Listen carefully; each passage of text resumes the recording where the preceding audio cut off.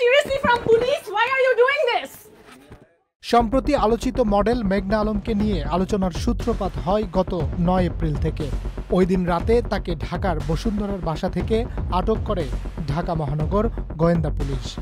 ওই দিন রাতে পুলিশ যখন তাকে আটক করতে যায় সেই সময় তিনি তার ভেরিফাইড ফেসবুক প্রোফাইল থেকে লাইভ করেন। সেই লাইভে তিনি বলেছিলেন তার দরজার বাইরে পুলিশ পরিচয়ধারীরা তাকে নিতে এসেছে। মেঘনা আলমের ফেসবুক লাইভ চলার সময়ই তার বাসায় পুলিশ প্রবেশ করে এবং তখন লাইভ বন্ধ হয়ে যায়। প্রায় ১২ মিনিট ধরে চলা ফেসবুক লাইভ পরে তার ফেসবুক প্রোফাইল থেকেও সরে যায়। সুনির্দিষ্ট কারণ না জানিয়ে মেঘনা আলমের আটকের ঘটনা নানা আলোচনা সমালোচনার জন্ম দেয়। অপরাধে জড়ালে মামলা দিয়ে গ্রেফতার না করে তাকে কেন বিশেষ ক্ষমতা আইনের বিতর্কিত প্রিভেন্টিভ ডিটেনশন বা প্রতিরোধমূলক আটক করা হলো তা নিয়ে উঠেছে প্রশ্ন।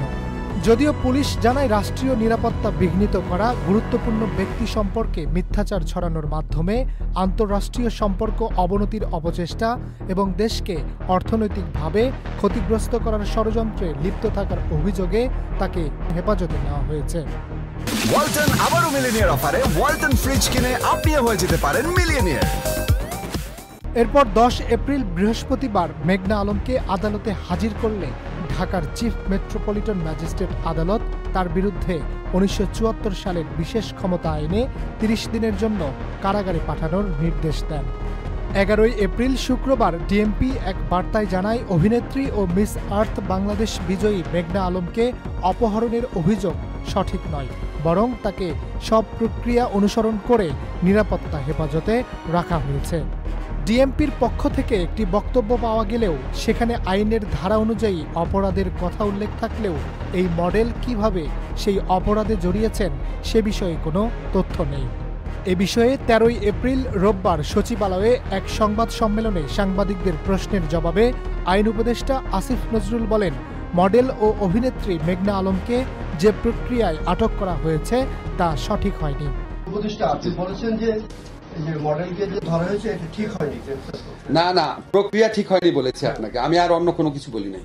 সে প্রক্রিয়া ঠিক হয়নি, এই যে ঠিক হয়নি এটা দায়ী কে নেবে? প্রক্রিয়া ঠিক হয়নি এটা তো ভাই আমি দায় দায়িত্ব নির্ধারণ করার জন্য এই মিটিংটা করি নাই।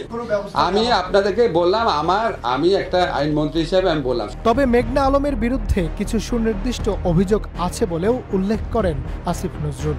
এ প্রসঙ্গে তিনি বলেন, পুলিশ তদন্ত করছে, এ ব্যাপারে স্বরাষ্ট্র মন্ত্রণালয় খুব শিগগির উপযুক্ত ব্যবস্থা গ্রহণ করবে।